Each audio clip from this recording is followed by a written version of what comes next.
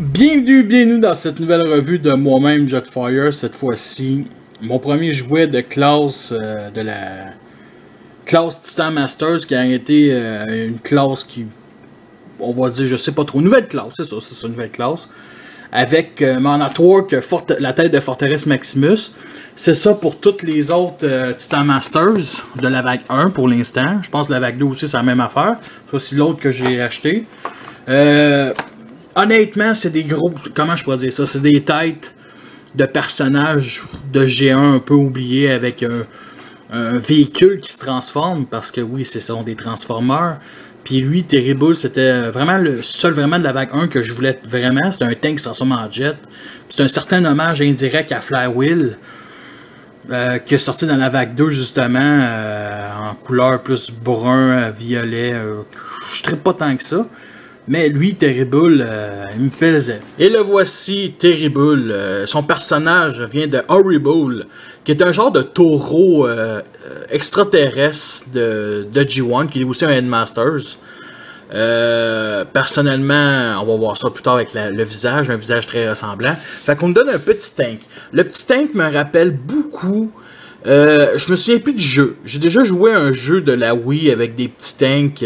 Ceux qui ont la Wii vont sûrement savoir c'est quel jeu. Ça me rappelle, quand j'ai vu la première image, ça me rappelle vraiment ces petits tanks-là. Je suis sûrement dans le champ.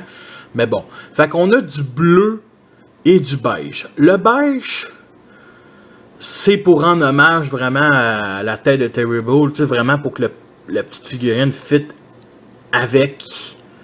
le véhicule, fait qu'on décide de mettre du beige comme sur la tête ici, comme je dis.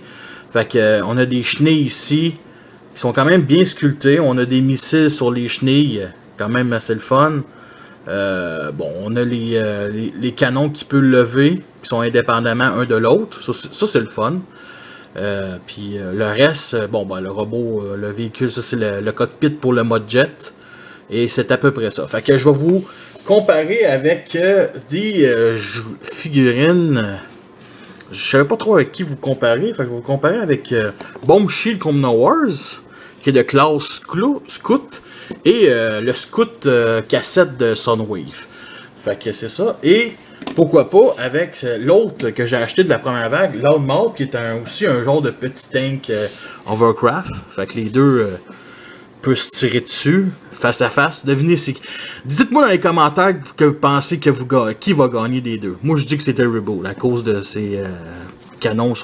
Les autres, il y a des canons un peu plus gros, lui il y en a juste plus. Fait que il y a des missiles, il y a des missiles. Mais en tout cas, fait que c'est à peu près ça. Fait on va enlever le petit personnage. Bien entendu, vous voyez peut-être pas sur caméra, mais il y a deux petits pegs pour bien entendu mettre le petit trou ici. Fait qu'on va transformer en mode jet. Et le mode jet, c'est bien simple. On tourne de bord. On prend le cockpit ici. On lève comme ça. Il vient s'éclipser. Et les ailes, on les descend. Et c'est ça le mode jet. Malheureusement, comparé à l'Unmount, on ne peut pas vraiment mettre le personnage ici assis. Ben oui, on peut le mettre, mais il n'y a rien qui clipse. Il n'y a rien. L'Unmount, ça allait bien, mais lui, vraiment pas. Lui, c'est vraiment pas. Par contre, on peut fermer le jet en mettant sa tête comme ça et en clipsant le petit peg ici comme ça pour fermer le jet. Et on a un beau petit jet. Justement, le jet, je l'aime vraiment beaucoup. J'adore le cockpit. J'adore le cockpit. Ça fait un cockpit de jet un peu futuriste. Il me rappelle un peu le cockpit d'Aibro Titan Retoon qui va sortir dans la vague 2 que bien entendu je vais acheter. Puis avec un beau symbole des Decepticons ici, avec le contour argenté. Il y a comme des canons, mais tu sais, c'est pas plus détaillé que ça. Il y a beaucoup de pièces creuses, plus présentes que le mode tank. Et ça, c'est un petit peu dommage. Mais bon, ici, bien entendu, les canons restent là. Il n'y a pas la tourelle.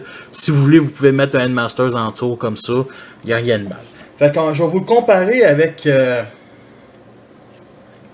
bien entendu, comment ça s'appelle lui déjà? Fog Viper de la série Commoner Wars. Juste pour un autre jet qui est quand même assez petit. Et le petit scout de.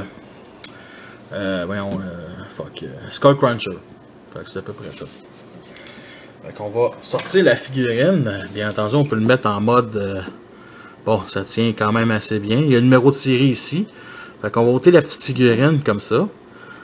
Puis on va former le mode flingue. Puis le mode flingue, c'est ça. On lève la poignée. Puis on ferme les chenilles. Puis c'est ça le mode flingue. C'est révolutionnaire. Le petit personnage, qui est pas Terrible, je me souviens plus de son nom. En tout cas, c'est un Nebulos. J'aime bien le petit os. On voit vraiment pas ça sur... En tout cas, moi j'aille pas. Fait qu'on place le personnage et la tête, bien entendu, ça forme une tête d'Optimus Prime.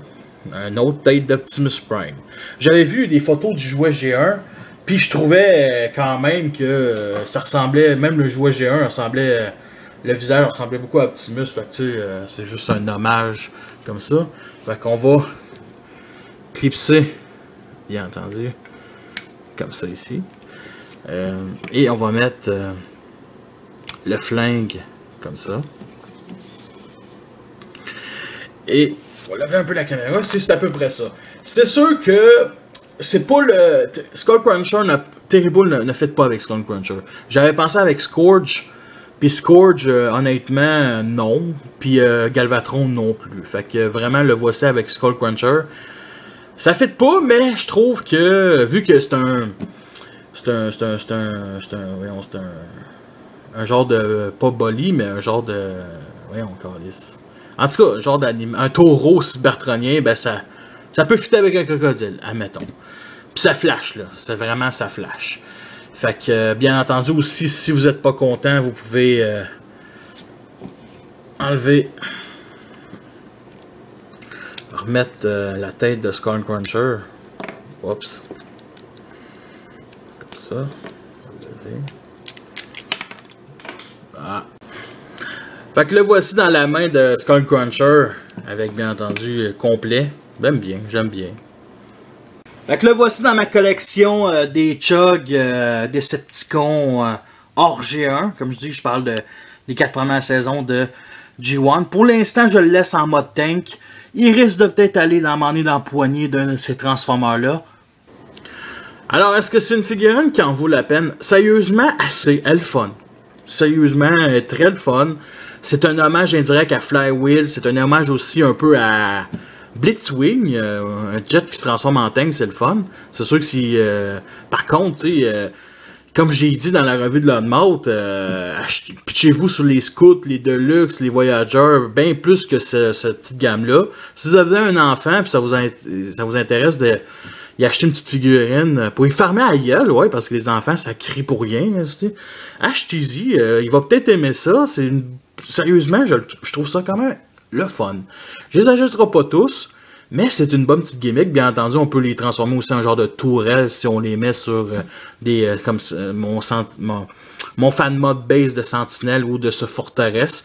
Bien entendu, les ports 5 mm ici permet de faire tout ça, de rêver encore plus. Fait que merci d'avoir écouté cette revue-là. Fait que sur ça, je vous laisse et à la prochaine.